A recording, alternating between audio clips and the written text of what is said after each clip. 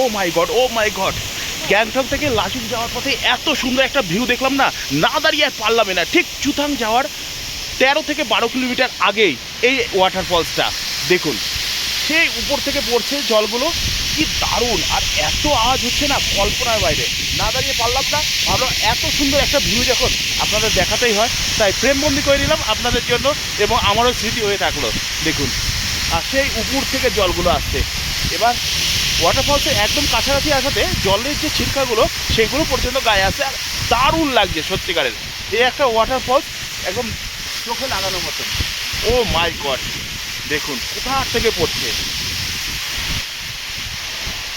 এইটা আবারও বলে দিচ্ছি, গ্যাংটক থেকে লাচুং যাওয়ার পথে ঠিক চুতাংয়ের 12 কিলোমিটার আগে এই ওয়াটারফলসটা পড়ে।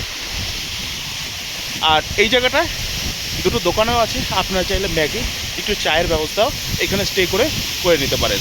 আজকে ওয়েদারটা একটু মেঘলা মেঘলা রয়েছে, পাহাড়ের উপর দিয়ে ঘন কুয়াশায় ভর্তি, অর্থাৎ বাদল, অর্থাৎ বৃষ্টি আসার একটা সম্ভাবনা রয়েছে। তো যাই হোক, পাহাড়ে এই ভালো, এই বৃষ্টির ওয়েদার, এই কখনো রোদ উঠছে, এইটাই হতে থাকে।